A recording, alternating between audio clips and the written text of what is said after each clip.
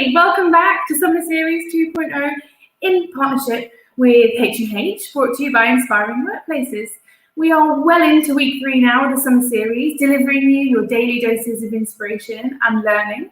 And today, on day 11 of the Summer Series, we're really excited as we've announced the finalists for the Inspiring Workplaces Awards. And they are the awards throughout North America, Europe, Middle East and Africa. And I just want to say from me and from all the team at Inspiring Workplaces, a huge congratulations to all of the finalists. I'm Ruth Dance, I'm from Inspiring Workplaces, and I'm one of the hosts for the Summer Series. And if you've been here every day so far this summer, you'll notice that I am in a slightly different environment today. And right behind me is a bouncy castle full of 6-year-old superheroes. I am juggling motherhood and work at a kid's birthday party this summer. And enough about where I am and birthday parties. I'm more excited than superheroes. It's time to deliver our 3rd case study of the Summer Series. And this time it's from Fiona McAslan from NatWest. Fiona is the Wellbeing Lead for NatWest Group. She's responsible for setting the longer-term wellbeing strategy for over 60,000 people globally. Fiona's got over 20 years experience in various HR roles, and she's super passionate about helping people bring the best version of themselves, or the best of themselves, to work. In this session, Fiona's going to share how NatWest is supporting their colleagues' wellbeing as they're moving to these newer ways of working. She's going to be sharing their successes, but also going to be sharing some of the challenges that they're facing. I'm really excited to hear from Fiona. So are you there? I am. Hello. Hi, Fiona. Hi, how are you? Yeah, I'm really well, thanks. How are you? Good. Did I do your intro justice? Did I get it right? And I can totally empathise with not that I've got superheroes in the background, but I have a house full of exam children and juggling as well. So yes, we will get there. Children doing exams sounds a lot more stressful than a superhero birthday party.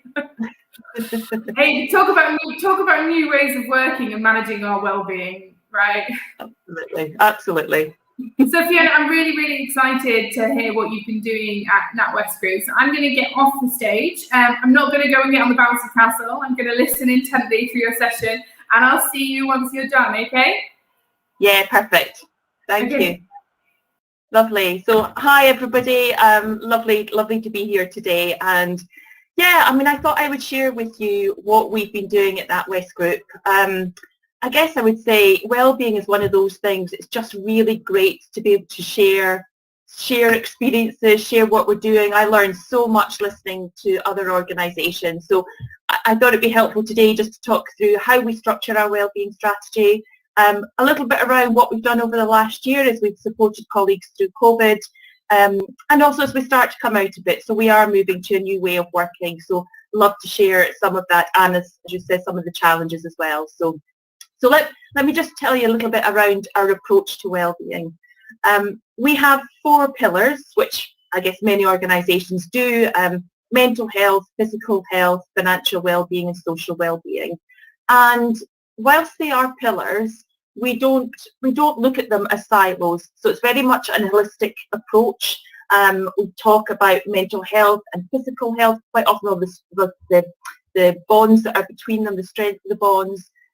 Similarly, when we're talking about financial well-being, we more often than not are talking about the importance of mental health as well, because we know the connectivity that those have. So whilst we have our 4 pillars, taking that holistic approach is really helpful for us. The other piece that I personally found hugely helpful was a piece of work that one of our partners, Mercer's, did quite a few years ago, but they talked about the general population. And I have to say that I think this is one of the key things that made us look at our wellbeing strategy in a different light. What they talked about was a wellness barrier. And this is available. If you Google wellness barrier, Mercer's, you'll see this. But they talked about 4 groups of people. There are around about 15% of people who have no health risk factors, completely well at any one time. You'll then have around about 55% of people who are well but are living with an underlying health condition. I have to say, when I first heard that statistic, I was probably quite shocked actually that so many, more than half of the population are living with an underlying health condition. You then have around about 25% of people who are unwell, have a health issue on a temporary basis, and around about 5% who have it on a long-term basis. And what that study showed at that point is that organisations tended to put a lot of their time and resources and support into that kind of right-hand side, people who already had a health issue, and didn't spend a lot of time in that emerging health issue, so that 55%. So for us, that was a bit of an eye-opener for us at that time. And certainly when we look at our wellbeing strategy now, that early intervention is really crucial for us. The other point worth sharing, and this won't be a surprise to anybody on the call, is just the importance around mental health. So as an organisation, we asked our colleagues last year how the pandemic had impacted mental health, and around about 48% of colleagues told us that it had directly impacted their mental health. And that's in the UK in line with what we've seen from the Office of National Statistics, I think is around about 50%. So it's a huge issue for us. And the reason I mention it is that what we are hearing and what we're starting to see coming through is it's not going to go away anytime soon. So even though people are vaccinated and social distancing hopefully at some point will be behind us, we shouldn't expect the mental health issues to evaporate overnight. We're going to be living with them for quite a significant period of time. And in fact, what we're preparing for is almost PTSD type symptoms as people come to terms and reflect around the fear of infection that they live with, fear of isolation, the fear of coming back together again. So when I talk about the 4 pillars, actually what we do is we dial up and we dial down those pillars depending on what we see within the organisation. So we're very much expecting to dial up actually all 4 of the pillars, but particularly the mental health pillar as well. And actually what we've seen over the last 12 months is that social well-being, the importance of being socially connected in the workplace is of course just come to the forefront. So we've really dialed up that one as well. So maybe just to share with you some of the things that we've been working on from a well-being perspective, certainly over the last year, what we've seen, and it's been kind of a fascinating watch. I mean, what has been obviously a very difficult year. Our wellbeing partners have been extraordinary actually in supporting us. So if I start with our employee assistance programme, which many organisations will have, interestingly we saw a drop in the number of people who were actually physically contacting the employee assistance programme, albeit online the resources were going up. And actually we've started to see that creeping back up again. And anecdotally we're hearing that that's because actually people felt very supported as a family unit if they were living within lockdown with a family, but also very supported from an organisational perspective. So I think right across the board, organisations have moved the wellbeing agenda very much to the top of the priority. So that was really interesting to see. Some other insights which I thought, again, sadly a reflection of the times that we're having, but the practical support that our employee assistance programme can provide. Normally we would see kind of the legal landlord property issues tending to be the dominant emerging presenting issue. That's been overtaken this year by relationship separation advice, people calling for the employee assistance programme. So again, sadly, that is a reflection of what we're seeing. But by talking about these to colleagues, and we've been very open about this, it's important that they know where to go for that resource. So we've worked very closely with our employee assistance programme on that. The other piece that we've worked very closely on is around that mental health piece. So we're preparing and I suppose equipping our line managers to be able to confidently talk about mental health with their team, be able to have an effective conversation. It's going to be crucial. It's crucial, now it's going to be crucial in the future. So we've built up our mental health strategy, certainly actually over the past 5 years, this is pre-pandemic as well, where we've created a very open culture within NatWest of talking about mental health, and that actually stood us in probably quite a good place for when the pandemic did hit last year. But things like introducing a digital module tool that everybody could get access to proved really popular. It was simple things around understanding what mental health is, understanding the symptoms, spotting the signs, how to have that initial conversation, whether it's peer-to-peer or line manager. And we had around about 93% of colleagues who actually went through that training. And this year, we've built on that further by providing our line managers with very tailored drama-based sessions whereby they can actually, in small groups, get together and actually witness what a good, what a not so good mental health discussion looks like. Extremely popular. People are just able to take that learning back into the workplace, which of course has been fantastic as well. The other piece that we introduced last year, and again has been a couple of things actually. One has been, we've both been very successful. The first is, again, sticking with that mental health agenda, a program called Silver Cloud, which is an emotional wellbeing program, but it's self-guided, so people can access it at a time that suits them. And it's interesting having reflecting back on that sort of self-guided approach seems to land really well with people just now. I think when people living, you know, in different situations and managing, and we talked at the beginning about juggling different things, being able to actually access support at a time that suits you is going to be really important going forward. So from a wellbeing perspective, that's certainly been one of our learnings, that self-guided approach works really well. So Silver Cloud is an emotional wellbeing tool whereby you can ask you a number of questions and it will recommend programs on the back of it. And the programs include things like resilience, stress, there's a COVID-19 one, there's one on mindfulness, so people can plug in and go outside and listen to the program. And there's one on sleep as well. And again, I guess one of our learnings is that sleep has been so impacted during the last year that it's been one of the most accessed programs for us on Silver Cloud, to the point that we've actually partnered with the Sleep School over the last few months to deliver additional sessions to colleagues. Not only colleagues' sleep, but children's. We had about beginning children's sleep as well, because we know how impacted children's sleep has been as well. So it's been quite a fascinating area for us and something that we're going to continue to build on as, again, you know, those issues don't seem to be going away.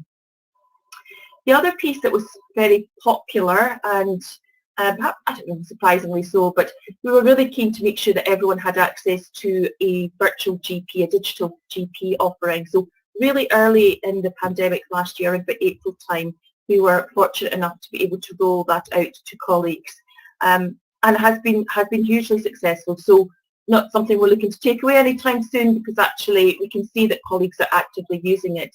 So if we normally expect around about 5% of colleagues taking up a service like that, we're sitting around about 35% at the moment. So it's something that we're certainly taking into the year ahead as well. And then if I bring it up to kind of the present, and actually what we're moving to is a new way of working. So we've completed over the last several months a big program across the bank, which really looks about actually how do we want to work as an organisation. And then from my perspective, it's, well, let's put a wellbeing lens on that. So we have 3 groups of colleagues. We have people who are remote first, people who are hybrid first, who are kind of 50-50-ish, and then we've got office first as well. So depending on your role, you will fit into each of those categories. And what's fascinating from a wellbeing perspective is we no longer have this kind of one-size-fits-all wellbeing program, which we've had for a number of years. We're actually segmenting the support that we give. So looking at people who are remote first, actually, they've got different wellbeing needs to somebody who might be in the office, and vice versa. So to give some examples, the remote first category, we have introduced, well, for everybody, but particularly I suppose with those remote first in mind, we've introduced a digital physiotherapy offering. So similar to virtual GP, how do we make sure that when people are working from home, off, you know, in rooms and setting themselves up, that they are setting themselves up in the right way? So to be able to have that digital physiotherapy offering immediately for people was really important to us. So it's things like that that we're starting to look a little bit differently and segment, as I say, segment the wellbeing offering. And what we were also able to do through the Ways of Working programme was to build personas, similarly as we do with customer activity. Build personas of what would a person look like who typically, might be working from home. And let's use, the examples we were talking about earlier, juggling children coming home from school or bouncy castles in the back garden or whatever it might be. Everybody's situation is completely different. So we do need to have a wellbeing offering that meets those needs. So there are a couple of things to share with you that we're doing right now, and I hope these are helpful to share. One is that we have just introduced a 12-week COVID-19 rehabilitation program, similar to Silver Cloud, that it's self-guided, so people can take themselves through at a time that suits them. But it's a mixture of physical and emotional well-being support that lasts for 12 weeks, albeit people can access it all year. And it's a really great program that actually people are able to share with their families as well. So if they're supporting somebody who might have long COVID, I think the latest research is suggesting that 1 in 10 people will have long COVID symptoms that last 3 months or longer, and around about 1 in 3, 1 in 4 people will have long COVID symptoms that are 3 weeks, 4 weeks or longer. So it is something that we are going to be living with for a significant period of time. So to be able to access some support for colleagues has been really important. We're also looking at resilience, and I think resilience is an interesting one, because if we were sitting here, 3-4 years ago, maybe less than that, we would probably talk about resilience as, bouncing back from challenging situations, etc. But that's not what we mean, I think, now when we talk about resilience. What we really want to do is to support and coach our colleagues as they go through what is quite a change curve over the next 12 months or longer. We're asking a significant number of people to work in a different way. So we want to make sure they're fully supported in doing that. So we are looking at developing a resilience diagnostic tool and support, and creating virtual communities that people can support, that peer-to-peer support as well. And that hopefully will be coming out in Q3 this year. And another piece, and I have to say we're right in the middle of it at the moment, but that social connectivity has been really important for us. I'm looking for opportunities to keep socially connected during what is obviously a difficult time. So we have rolled out the what we call the Go Challenge in partnership with Virgin Pulse. It's a 9-week activity challenge, but it's so much more than that. So it's around about teams coming together virtually, building on the activity, real focus on physical health. But like I said at the beginning, it also really picks up on the mental health and the importance of physical and mental health, as well as staying socially connected as a team. And you don't have to do it as a team. You can take part individually if you'd like to as well. We've got around about 17,000 colleagues who are taking part in it at the moment, and it's just been fantastic to see the engagement, the pictures, the amount of activity, whether it's gardening, housework, whatever it might be. They've really been able to embrace the programme, which has been fantastic to see.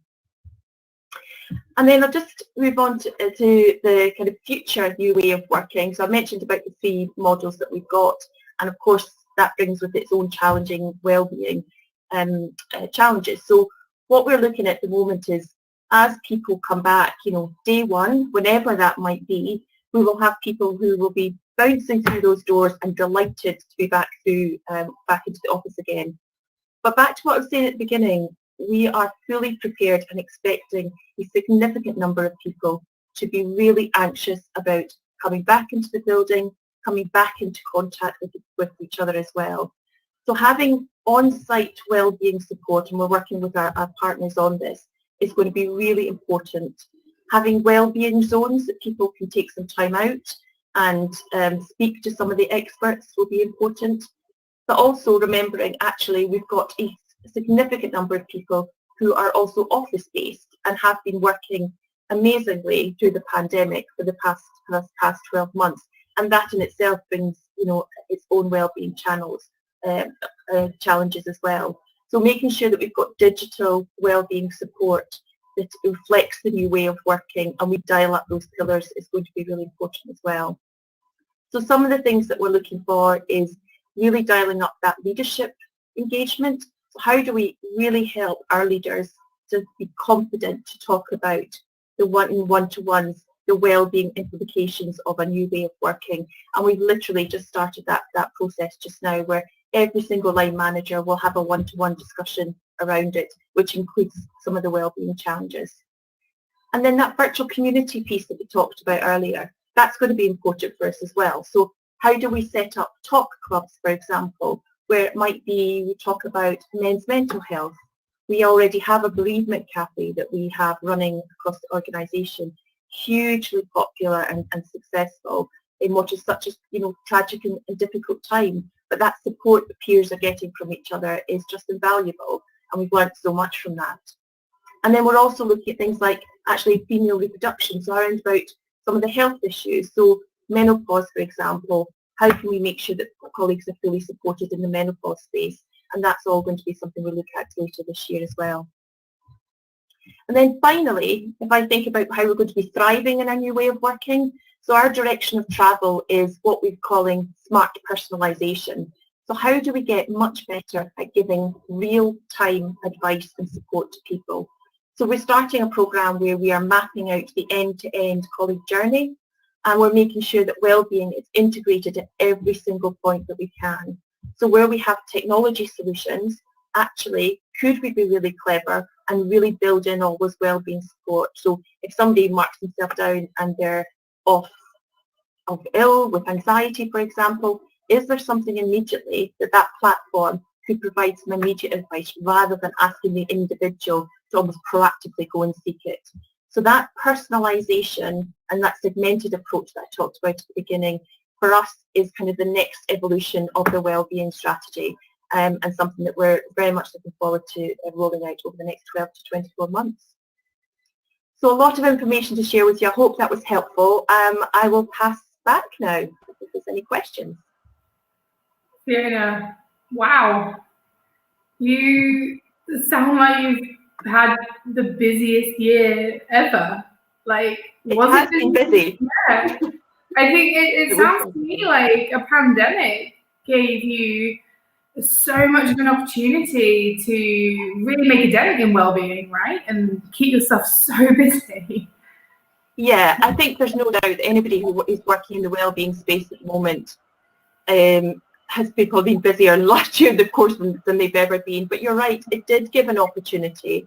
And I guess what I'm immensely proud of as an organisation is they allowed it to be an opportunity as well. So actually they well-being went to the top of the board's, agenda as soon as it happened. And we were already, talking at senior level, but the commitment at a board level has just been immense.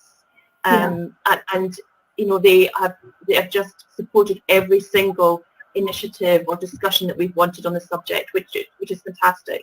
And my sense is that that's not going to go away, which has to be a good thing. Which is great. People often ask, how do we get the board to buy in, or how do we get budget, or how do we get people to emotionally and mentally buy in? And for you, you just needed a pandemic to... Yes, unfortunately, we needed a pandemic. That's sad, but if it's put it on the agenda forever, that's a good thing. So we did have a couple of questions come in, but you kept answering them as they were coming in. One of the questions is, how are you going to handle the concerns of your employees who are returning to the office or returning to a work environment around COVID? And you answered that really well. I think you have so many initiatives and so many incredible things that you're doing and you're implementing and that you plan to do and that you've done successfully, and the things you've learned along the way. Maybe a bit of a controversial question from me, but which of those has been the most challenging for you? Yeah, that's a good question. So actually, what's been most challenging, it's not so much the initiatives themselves, and we're still facing this, is well-being can be overwhelming at times. So because it's kind of contradicting what you're saying, because what we're trying to do is make sure no matter what your issue is, that there is something for you. We've got a wellbeing hub that has all the support and resources there. But if I'm honest, you look at it and you go, oh my goodness, I don't really know where to start. So what we've done is we've created a not very clever name, but where to start zone, because we couldn't think of what to call it, but where do you start? And put in things like a really short tool that takes people through some questions, and it says, actually, we're not expecting you to go to X focusing on this hub, but here are the one or two things that you might just want to have a think about. Creating really simple pathway documents that line managers can literally have a one-pager that has the main things on it. So I think for us, the challenging piece is just breaking down the wealth of information in the wellbeing space, because the absorbability of the business is hard just now, and just making it bite-sized and simple for people. Yeah. So that's been the most challenging for you. So there's been too much, so overwhelming. Too much. Helping people to digest it and to use it, and to your mission is helping people to bring the best version of themselves to work. And there's a quote that's really stood out that you've said today, and it's kind of really stuck with me. And I've paraphrased it very slightly, but you said that we shouldn't expect that the mental health issues are going to go away as everyone becomes vaccinated. Yet almost we'll see those increase, and we'll start to see more like PTSD-like symptoms and problems arise, and we should plan for that.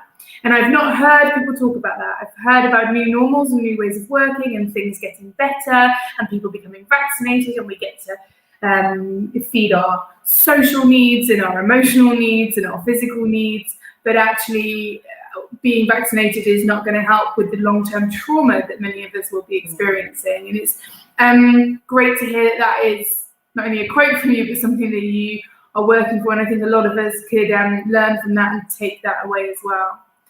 Fiona, any parting words of wisdom? If people do feel overwhelmed, they're like, wow, Fiona, it's all right for you at NatWest because you've got buy-in from the top and you've got budget and whatever, and you've done so many amazing things. I'm a small business here and I don't really know where to start with the well-being of my people. What would be your parting advice? Yeah, and to be honest, you don't need a huge budget from a well-being, and I don't have a huge budget from a well-being. I know it sounds like you do, but I really don't. There is so much information out there. So when you go on to the Mental Health Gateway site, or you go on to Mind, for example, for us, the Bank Workers Charity, there's a wealth of public support that's available. That the Wellness Action Plan, for example, that Mind have just produced, and they've just produced a Wellness Action Plan for working at home as well. That's a free resource that you can make available. So my advice would be, you don't need a lot of budget, and actually utilise the external resources that are there. Amazing. Thank you so much, Fiona. We've kept you on beyond your time today, but you gave us so much. And I just want to thank you. Thank you so much for sharing. You've been doing all of this work for the benefit and the well-being of your 60,000 employees and their families, by the sounds of it. But thank you for sharing it with our community of inspirers, because it's definitely inspired me. It even at one point made me sort out my posture.